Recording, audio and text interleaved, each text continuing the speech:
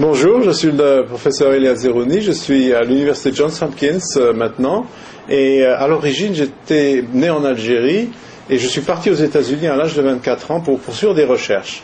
Et ce qui m'intéressait à l'époque, c'est parce que j'étais très fort en mathématiques et en physique, c'était de découvrir des méthodes pour imager le corps humain, imager la biologie, et j'avais des idées un peu folles.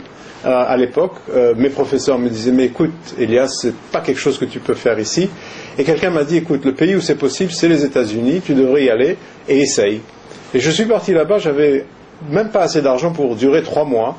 Et quand je suis arrivé à l'université Johns Hopkins en 1975, tout jeune, j'ai parlé à mon professeur et puis je lui ai dit « Écoute, j'ai cette idée, je crois qu'on peut diagnostiquer les cancers du poumon en essayant d'utiliser un scanner et de mesurer le calcium, quelque chose qui à l'époque était considéré comme un peu science-fiction. » Et vous savez ce qu'il m'a dit ? Il m'a dit « Tiens, j'ai jamais entendu cette idée, ben écoute, pourquoi pas ?»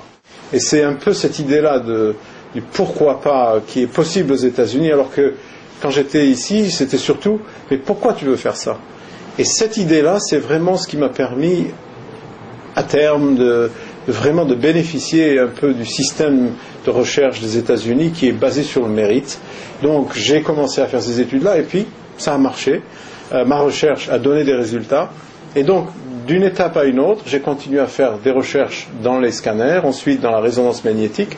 Nous avons développé des méthodes qui sont maintenant utilisées dans le monde entier, j'ai des brevets. Et ce qui a vraiment été étonnant d'après moi, c'est qu'il n'y avait pas vraiment de plafond de verre.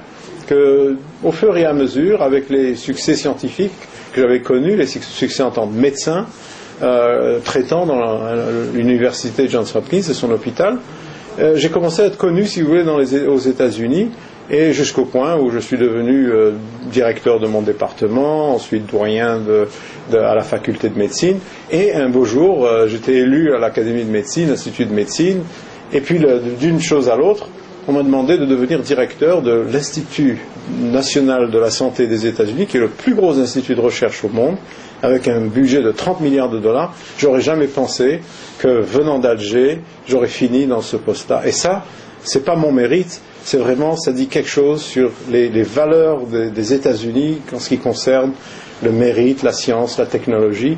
Et c'est pour ça que maintenant, je suis envoyé spécial du président pour essayer justement de partager ces valeurs et de dire à tous les enfants du monde, pourquoi pas ?